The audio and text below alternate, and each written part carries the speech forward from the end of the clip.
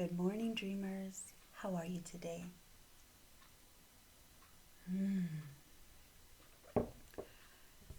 I look forward to just resting and having a great Saturday. I do have some visitors for us today, though, believe it or not, because after Remembrance Day in Canada, after spending time thinking about my grandfather and his brothers in World War II, and then, of course, the young people that I have known that have gone to serve over in Afghanistan or thereabouts. The quest for peace and the quandary that comes up as I have a pacifist brother, and the thought that maybe, just maybe, the way to peace is through prayer and not through guns. But one of the things that I dwell on during the Remembrance Day time is Grandpa, because I have the picture of him in his uniform, and I just remember I am someone who forms memories and pictures in her mind. That's how God created me to be. And one of the other ways I remember Grandpa is through these fellows. And they are soldiers. They're guards. They're protectors. They're nutcrackers. Hello. How are you? I'll never be a ventriloquist. This is Petrov. This is Rasputin. I have a ton of them. I collect nutcrackers. And so today I thought I would share with you why. There is a ballet which contains a story. Canada has taken that story and made it our own, and the Nutcracker, a Canadian tradition, is such a beautiful story. It is not the original story of Clara and Fritz, and that is the most beautiful story of Uncle Drosselmeyer coming and bringing with him Christmas joy, even though he's a little scary. Let's be really honest. The kids are like, do we like this dude? We do, and he gives us presents, but we're not sure about the cape and the eye patch. That's all part of it.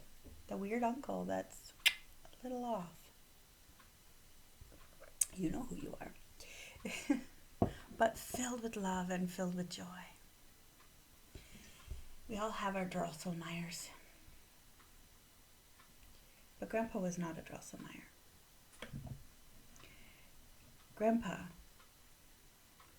made each one of his grandkids feel like we were his favorite. So Jimmy says to me the other day, I said something about him and Granny, because him and Granny don't see eye to eye on everything, right? And I said something about, thank you for not being rude to Granny, even when things aren't smooth sailing, right? Like, thank you. They're just so very, very different. Jimmy pipes back with this. Let's be honest, Mom. We all know I'm her favorite. I didn't have the heart to tell him, no, it's because you concern her the most. So she invests more time. But seriously, my grandfather was able to do the exact same thing. If I talked with any of my nieces or nephews, they'd all say that they're Granny's favorite. Every one of them. When the truth is, it's probably Maddie who's dating one of my nephews, because, you know, Maddie's pretty awesome. Anyway, that's beside the point.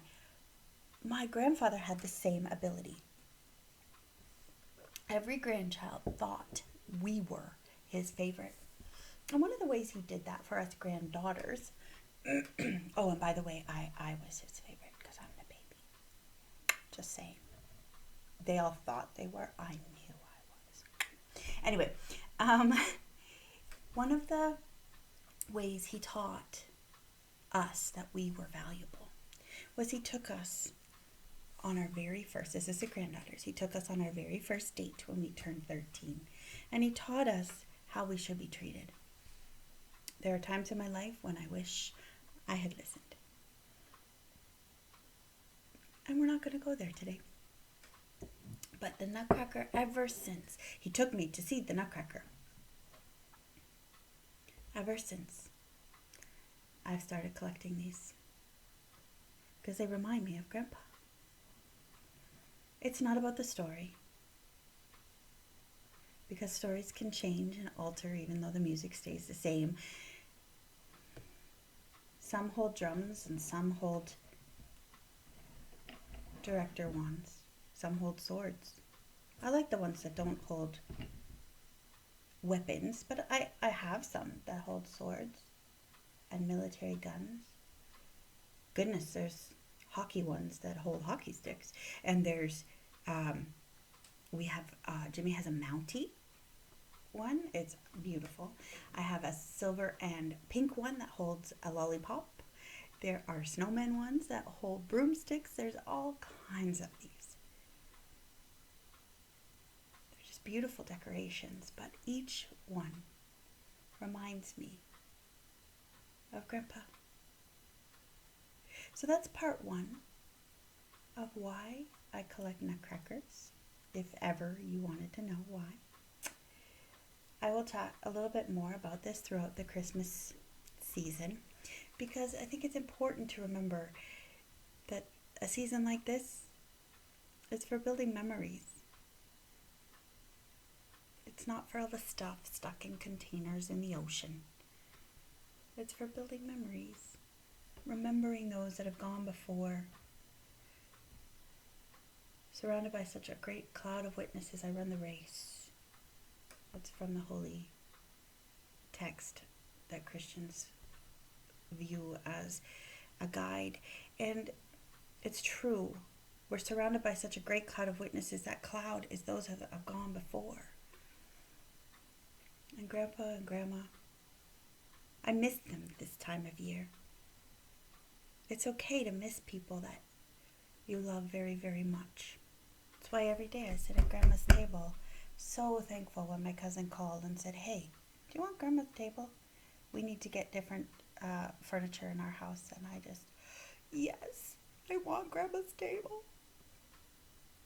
But because I wasn't the one launching into my own space and into my own house, I didn't get it when she passed, and that's okay. It has finally come home. And I sit wearing her necklace at her table, thinking about her man, Grandpa. And I miss them this time of year. So take time. Don't just build memories. Remember the memories. Take some time to dream today. I'll show you more Rasputin and Pt1 later. Have a great day. Bye.